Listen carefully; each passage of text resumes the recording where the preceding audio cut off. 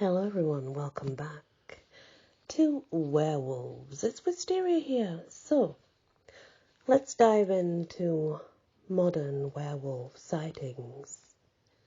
Body types of flesh and blood werewolves have made themselves known so far. We have examined how to become them and how to destroy them. Of course, the context of all these descriptions is hardly current. The first half of the book, What I Read You, was focused on the yesteryear, let's say. We did the past. Have werewolves been seen in modern day with vampires? Folkloric type blood drinkers seem to vanish in current times. You can argue that embalming has destroyed the undead before they could rise, or obviously that the undead never existed. Either way, vampires of the risen dead type just don't seem to pop up on current supernatural radar. Castle dwellers, aren't they? They're not showing up in their capes, it seems. But then cinematic companions, werewolves, didn't seem to get the memo that it's not okay to appear in the modern world. So, what of the modern world? Let's look at military eyewitnesses in Europe during the 20th century. Maybe some more recent accounts in the United States. Some hard to believe, actually. But if you're going to trust a modern eyewitness to a werewolf sighting, several of them are from Air Force. It doesn't really seem like a bad way to go.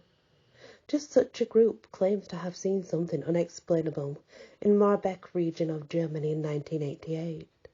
What's most interesting is the region has a werewolf legend all of its own. The backstory to the local legend was the time of Napoleon, and a deserter from his army, one Thomas Schweitzer, fled the battlefront in Russia with a group of soldiers. On the way back home, the Hungry soldiers found a small farmhouse near Wittlich, a German town, though at the time incorporated into Napoleon's expansionist French state, and looted the property in hopes of finding something to eat. The farmer who owned the farmhouse, along with his sons, tried to stop the soldiers, but the war-ravaged and starved soldiers quickly killed the male residents in cold blood. Before they left, the soldiers also encountered the farmer's wife. She stared down Schweitzer and in her agony uttered a curse at him, telling him that each full moon he would change into the form befitting his savagery, into a wolf. Likely not taking her seriously, Schweitzer killed her too and left the farmhouse. According to Wittlich legend, though, the curse did take effect. While starvation and temporary war insanity may have affected his actions that night at the farmhouse, Schweitzer soon became a ravenous fellow. Abandoning the other soldiers, he stayed in the area and became a local criminal plague on the area, robbing folks and hiding in the forest. At least, what he did when the moon wasn't full. People soon started seeing a large wolf-like beast, and both humans and livestock began to go missing. There's no solid eyewitness accounts from the time. It may be that the soldiers whom Schweitzer deserted told others in the area about the wife's curse. Suggestibility may have turned the wild bandit of the woods into a werewolf at the eyes of the locals. Savagery. That's acting like a wolf in some way or another. It may have been an all-too-human action that did Schweitzer in. However, Schweitzer raped a farmer's daughter named Elizabeth Biel and let her get away. A few nights later, a group of villagers hunting for either the werewolf or the rapist, it's very unclear, came across Schweitzer's campsite, and they decided to take matters into their own hands. He tried to flee, but only made it as far as the village of Moorbeck, where the mob killed him. The mob buried him at the crossroads and built a small shrine. They believed that as long as a candle remained lit on the shrine, the werewolf would not rise and come back. Elizabeth Biel went on to give birth to Schweitzer's son, but he and his descendants never transformed or exhibited any of their ancestors' odd behaviour or evil behaviour. Peace and normalcy had returned to the area. Many years later, a US Air Force base was even built in Moorbeek area, then part of West Germany. Which brings us back to 1988, and to that group of men in uniform returning to base one night. Small towns with a single legend to share usually share it with everyone, including the military. All the men in the group knew all about the shrine and what it was supposed to prevent. The return of... Just one problem, the candle wasn't lit as they passed by it. They found it funny, telling each other that the werewolf would surely return now. If this was a horror movie, you'd expect a howl to erupt and all the men to meet a horrible fate, managing to return to their base.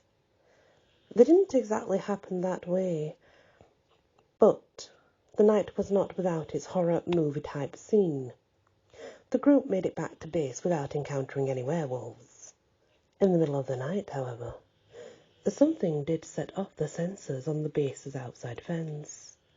Something was either lurking out there, or had already breached the perimeter.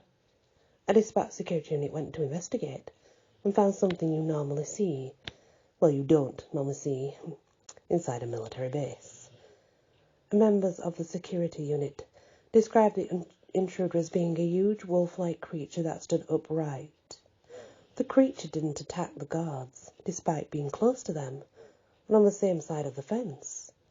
Rather, it only stared them down and leaped the almost 8-foot-high fence to disappear into the woods. The beast was never found that night. Trying to use search dogs to follow it was no use. The dogs wouldn't follow the scent, whimpering out of fear.